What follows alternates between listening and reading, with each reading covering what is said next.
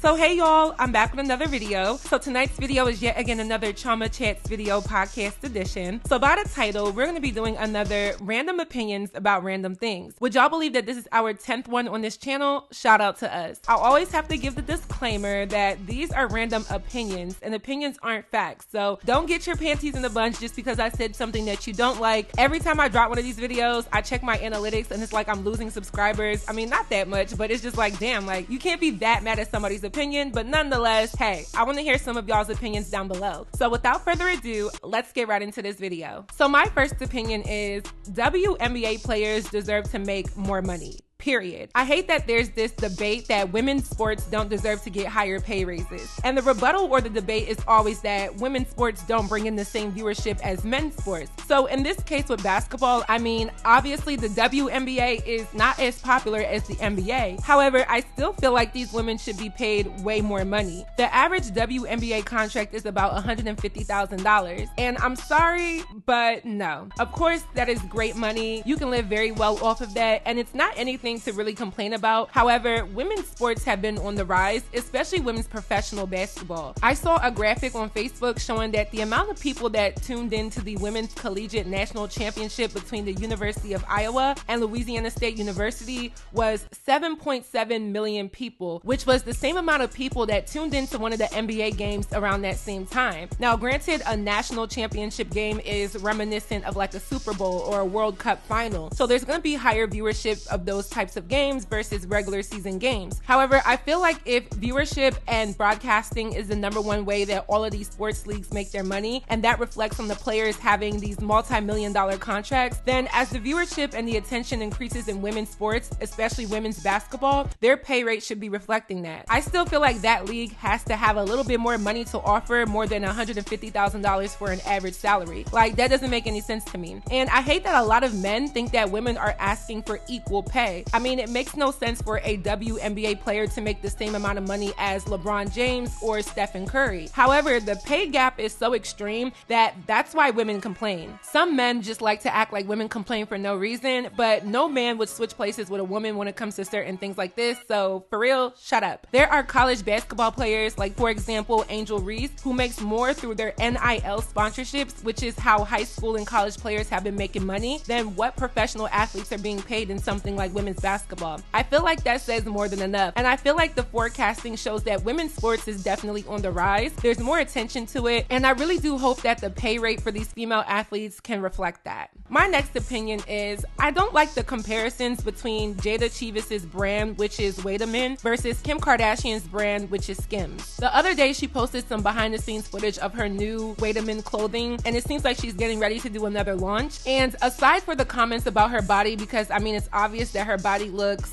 how do I say this nicely, very peculiar, but aside from those comments, a lot of people were saying that it's just a knockoff Skims, and it's basically the same thing that Kim Kardashian has with her loungewear and her bodycon undergarments and shapewear. And I feel like even if that is the case, so what? Kim Kardashian is so unoriginal. Her and her whole entire family steal so many things from different designers to fund their fashion brands and their beauty products and so forth. And Kim nor Jada are the first to do loungewear. I mean, hell, I want to do a loungewear strictly for tall girls. Personally, I feel like I'd rather support Jada's brand than Kim Kardashian because, I mean, I want to support the black girl first, and because Jada has a way more authentic approach to her businesses versus Kim Kardashian. There's less controversy, less disrespect for other creatives, and at the end of the day, we are all still going to buy undergarments and loungewear from wherever, so I see no issue with Jada doing a similar thing with her brand. I know she had the whole debacle about her clothes being cheap and the sizing being wrong when she first launched, but I definitely think she eventually ended up fixing that because her second launch was pretty well received. I actually tried to buy some, but it was sold out, so I was just like, okay, well, it looks like I'm not getting it. But I feel like to compare her stuff to Skims is just people being picky because Skims isn't even an original idea on its own, and just because Kim Kardashian has a bigger brand doesn't mean that Jada Chivis is completely ripping her off. If anything, Kim Kardashian and her whole entire family rips off everyone else and makes maximum profit. So I see nothing wrong with Jada having a similar brand and making money off of it. All of these things can be purchased for way way less on AliExpress or even from local black designers right in your own city. But this society and this generation of young people would rather buy these things from somebody who has a name and has social media clout, and Jada has that, and I don't really see an issue with her selling items that are within the same lane as the next person. It's really the consumers that should be checking themselves versus them checking these socialites and these public figures who are pretty much only in business to make money more than anything. My next opinion is, I swear this one is gonna get me dragged, but I feel like a lot of men desire these BBL Instagram models who more times than not are superficial, only looking for materialistic things to satisfy them, are kind of one-dimensional with their intent with getting with certain men, and once they get played by these girls, they're anti-women and they have so much to say about women, but I feel like that's on the man. Men act like they also can't be shallow with the types of girls that they want. There's a lot of men who talk about how women are gold diggers and how there's been this big push of women who are requiring men to have a lot of money just to date them, and I don't really see anything wrong with the collective of women increasing their standards in regards to vetting a man's pockets, because I feel like historically, was it not men who took care of the household? Was it not men who worked while the women were at home maintaining the house and the children? Was it not men who were actually head of house and whose gender role pretty much described them to be the financial backing of a family? I'm pretty sure it was. So when men say things like, oh, where are the good women? Why don't women want to stay at home and cook and clean and so forth? It's usually because one of a few reasons. One, we live in a society where women do have to work. Two, a lot of men want their cake and want to eat it too. Three, a lot of men have become very lazy in regards to what they want to contribute to a household, let alone the woman that they are dating. And then four, a lot of men are going for women who are actually very shallow and primarily have physical assets that override every other thing about them. Long story short, a lot of these BBL baddies and Instagram models are very one-dimensional and shallow women, but they are the ones that get praised by men and women. But if we're being real, a lot of guys are the ones who are mesmerizing about these women, making it a rite of passage to have one of these women tied to their arm and promoting these types of women over the average everyday girl, but then complain when it doesn't work out. Any woman can do anything to a man. It doesn't revolve around the fact of whether they're into what an Instagram baddie is into. But if we're just looking at it at the surface level, a lot of men's downfall when it comes to certain women is because there's a lot of men looking at physical versus internal. I feel like average women are really the ones that have a lot more to offer more times than not, but there's a group of men that still look past that for the trophy wife, and then you get called a pick me by men and women. And I would like to say that it's just the rappers, the athletes, the actors, and so forth, but I think it's a lot of men who are also average themselves. I could say the same thing about women, but I feel like there isn't this big boom of men who are enticing to women that are kind of available to us. Like, I feel like you have a better chance as a man to find some type of Instagram baddie or a girl who is striving to be that or can at least give off that image versus us women having a chance of finding some type of man who is a higher earner, has some type of clout, and is also considered a top dog. And I'm not just speaking for black people, I think it's across the board. All in all, I think these Instagram girls are actually very shallow, and I think a lot of men are blinded by fake butt, fake boobs, fake lips, and the whole package. And it's like, if you got with someone who more times than not is more enamored by attention and looks, what did you expect to come out of someone who's kind of shallow? Y'all are gonna drag me for calling these girls shallow, and of course it's common sense to say it's not all of them, but I work as a modeling agency director. I've come across so many young women who only care for Instagram and getting ballers and reaping benefits from men, and when I hear the types of things that a lot of young women say these days, trust me, there's nothing I can call you other than shallow. My next opinion is Erica Banks is not a bad artist. I think she's just controversial, especially during her debut, like her rivaling Megan Thee Stallion and being a part of Megan's old label, and then her comments about needing BBL baddie friends only, and then it just seems like sometimes she just says some things that are off the wall, but I feel like she's actually not a bad artist. In terms of female rappers, I would actually rate her higher than a lot of people's favorites. She just dropped a song called Ain't Got Time, and I thought it was actually a good bop. Like, I'm not trying to compare, but I feel like if the City Girls would have dropped that song, the general public would love the song. So I really actually thought the song had a nice flow. I liked the hook, she sang a little bit, and the video was cute. One thing I will say about Erica Banks is her movements are so fast. Every single time she does anything in a music video, she's like moving at an accelerated speed as if you just hit the fast forward button, even though the songs usually be a little bit more slow and have a slower tempo. That's the only thing I noticed when I went to go watch the video. I was like, why is she moving so fast for a song that's kind of slower and has a more melodic vibe? Either way, there was a freestyle that she dropped on Twitter like 2 years ago, and I remember quoting it and saying that I liked it. I think without the controversy, she's actually a good contender in female rap music. I mean, yeah, she writes songs with the same topics as everyone else, and I've told y'all several times, I'm not really really against all of those raunchier topics. I just wish that it wasn't as overt and wasn't the only thing that some of these girls could do, but she definitely just switched it up, and I think that was actually a really good song. I actually predict that this song will be played a lot more throughout the summer. My next opinion is,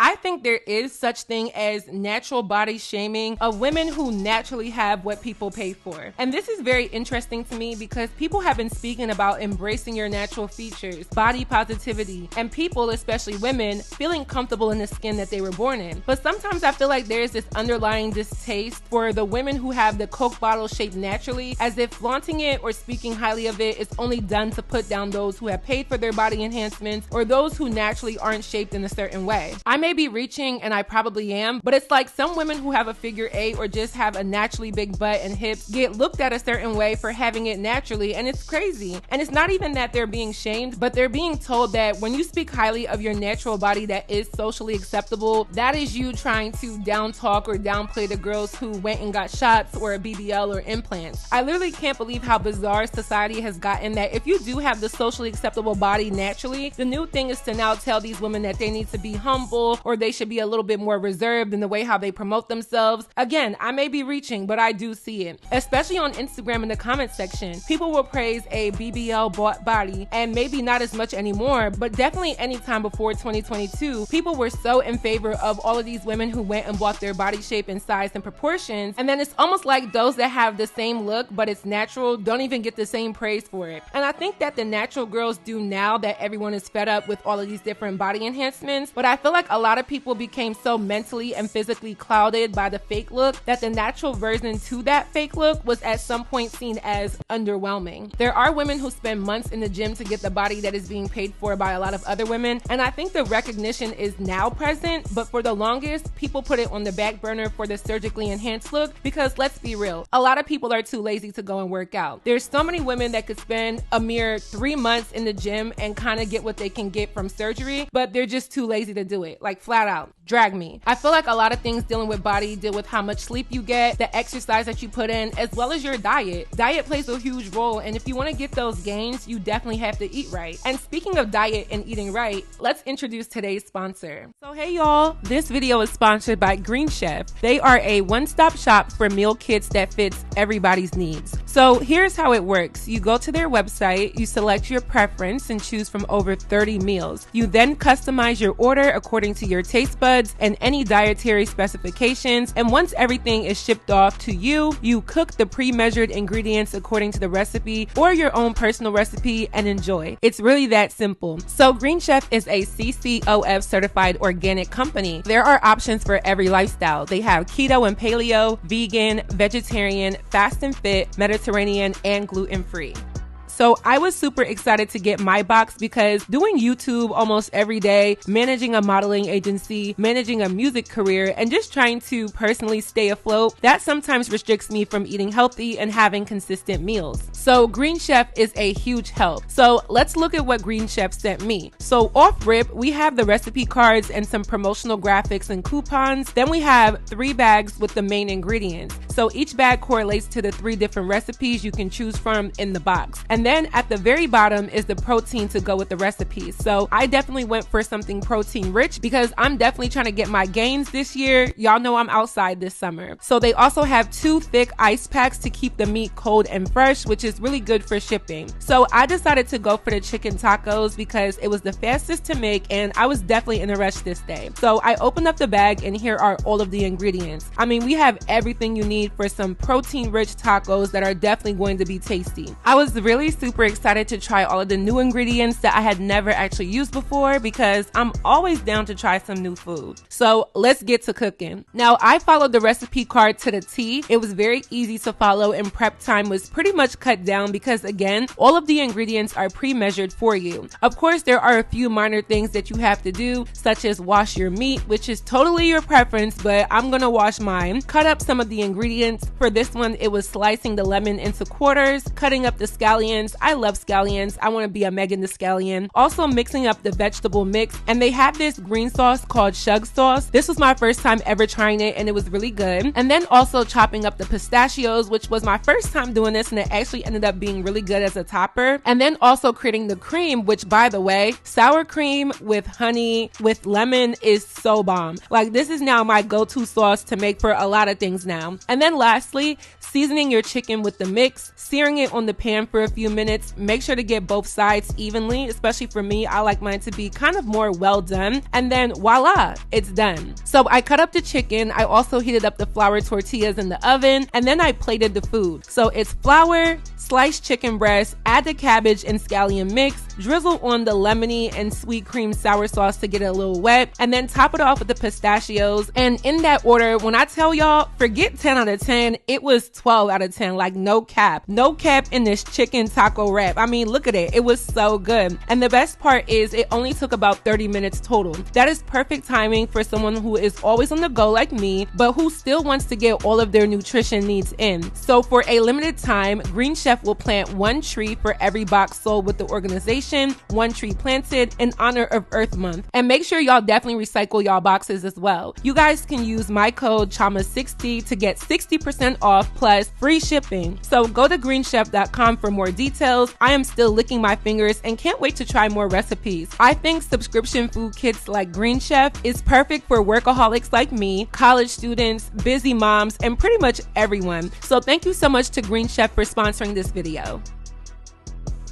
So my next opinion is, I feel like sometimes the LGBTQ plus community gets used for outrage. Like, I genuinely think that there are companies that like to utilize a member of the LGBTQ plus community to show that they are inclusive or hop on the bandwagon of the popularity of being a part of that community. And I feel like it's actually very counterproductive. I think that everyone has the right to their own sexuality. I do also agree that people have the right to view people's sexuality in the way that they want to, whether they're for it or against it. All I ask for is respect on both sides. But I have noticed that the reason why a lot of people feel that there is a gay agenda is, of course, there is a lot more exposure of the LGBTQ plus community in every industry, especially entertainment. But it's also because a lot of companies are utilizing members of the LGBTQ plus community to represent brands that historically either don't necessarily support that community or have customers, clients, and consumers that aren't interested in the community. For example, most recently, the beer brand Bud Light utilized a trans woman and TikTok influencer named Dylan Mulvaney as their new brand ambassador, and it caused a lot of outrage. And I don't drink beer, so I don't really care, but I feel like this isn't genuine. This isn't because they want to promote the LGBTQ plus community. I feel like it's for outrage because outrage usually translates into sales. And in some cases it works, and in a lot of cases it doesn't. And in this case, Bud Light is losing a lot of money. Their sales are plummeting. They're about to have a lot of inventory because nobody is buying these cases of beers with her face on it. And I think that this was just a bad business move. You have to know your audience, and the majority of Bud Light drinkers are going to be, number one, men, and then men of a particular race, age, and location. Then Bud Light should have been smarter about doing this. However, I feel like it wasn't done with genuine intention, because why even plaster Dylan's face on your cans when the majority of your consumers probably would be unwelcoming to a trans woman? I feel like more and more companies are doing this, and it doesn't seem genuine to me anymore. I feel like the LGBTQ plus community gets used a lot, and everybody should learn to go where they are celebrated. My next opinion is the pressure that African moms and African aunties put on their daughters and nieces to get married right out of college or just at a certain point in their life should be considered some form of abuse. And when I say abuse, I'm not saying literally, but in a sense that it is kind of mentally antagonizing, because what is the rush? I mean, what is the rush? Auntie, slow down. It's not that serious yet. Like, marriage is such a huge deal in many African cultures, hence why I speak about marriage and children in the way that I do. And I feel like you really wouldn't understand unless you're African, because there is just a different procession of life checkpoints that are plotted out for the daughters of African families. My brother is 31 years old, and he told me when I graduate college that I'm going to see how much everybody tries to hook me up with this person or talk about marriage. And I thought he was exaggerating, but the way how some of my aunties have gone out of their way to talk to me about marriage and settling down and putting me on with men who are just not my speed,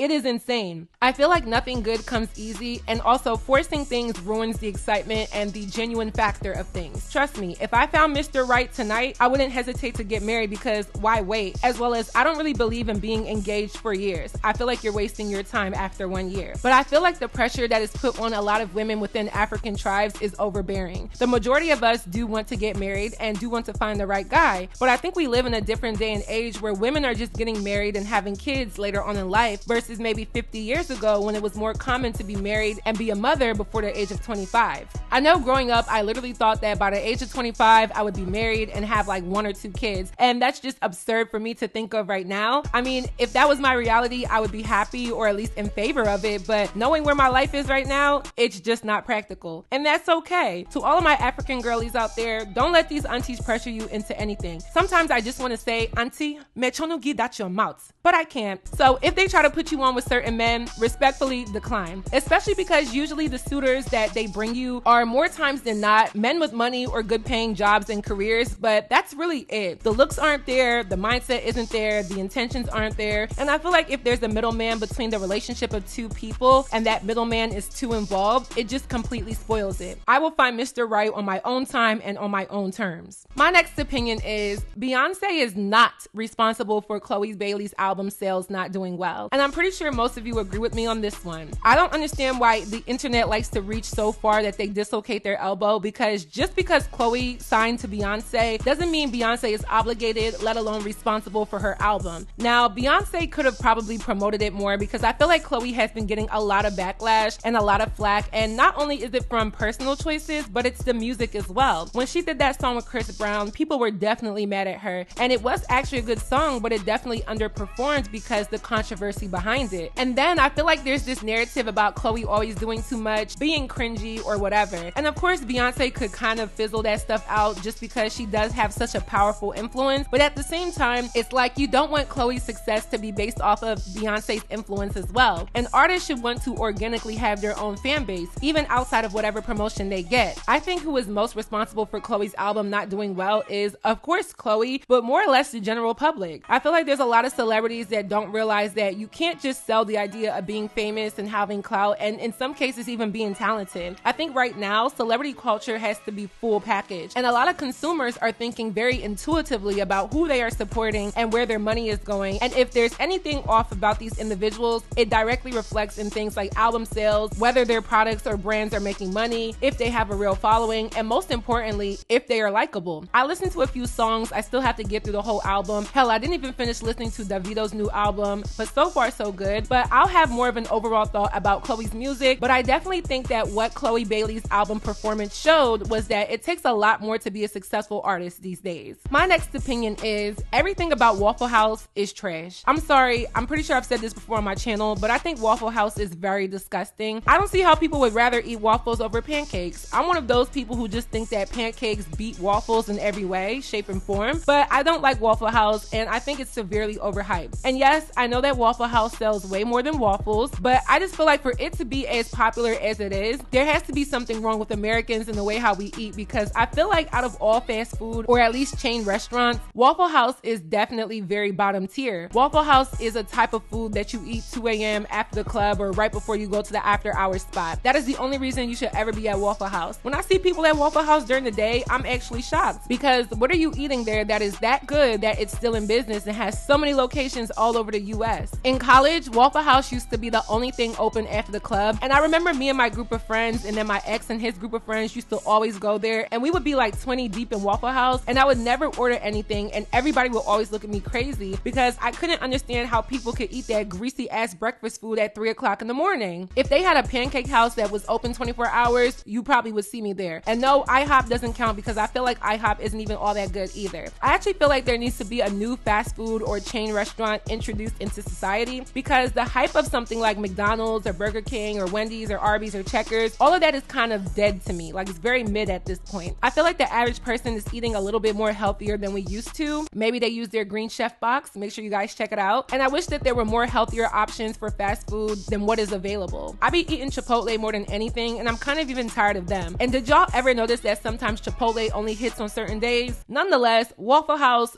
thumbs down. My last opinion is, when it comes to the show Baddies West, I think I'm very much on the opposite side when I say that I don't think Stunna Girl is as much as a problem as she's been made out to be. Now, I made a video about Zeus a few months ago and how they casted her, and I feel like with her background and the things that she's done and what she's known for, it was just very nutty to cast her. But for the sake of ratings and entertainment, it was an A+ job. And I just caught up on the last 3 or 4 episodes this week because I've been so behind. And I feel like although I do agree that Stunna Girl should most definitely chill out and not be as reactive to every little thing, I still feel as though some of the stuff that she says isn't really wrong. A lot of the girls on the cast are very hypocritical and they only want to little girl her. Meanwhile, they participate in the same behavior that they tell her she's wrong about. I feel like Stunna Girl hasn't really lied about anything. Tommy did throw a drink at her. Biggie did insert herself in the conversation when she wasn't even being asked about the situation. She most definitely did get jumped by Tommy and Rolly. And I was a Rolly fan last season and y'all told me not to be, and I'm like, y'all just hating, but not so much anymore after that. And then even with her fight with Biggie definitely only hit her when she was off guard and when the producer was there to kind of deflect what was going on. I feel like they do pick on her a lot, and I feel like we haven't even gotten to know Stunna Girl outside of the drama. I think it's weird that they keep separating her from the group. It defeats the purpose of them being a unit. And I don't know, I'm not gonna say that I'm a Stunna Girl fan, but I don't necessarily dislike her on the show because yes, she do be popping off unnecessarily, but her reasonings behind why aren't always wrong either. I'll definitely have a Baddies West review once the season finishes airing, and I'm definitely tuned in for the rest of the episodes. So that is it for this video. I hope you all enjoyed. Please let me know your commentary on my commentary down below. What do you think? What do you know? Let me know. If you haven't already, go stream my song Ceremony. It is out on all platforms and the link is down below in the description box. Y'all go ahead and run that up for me. We gonna make that song of the summer. Also, don't forget to check out Green Chef. All of the links will be down below as well. I definitely think a lot of people should implement meal kits into their diet. It definitely helps me out. Be sure to use my coupon if you do. And lastly, don't forget to follow me on all of my social media networks, and I will see y'all in my next video.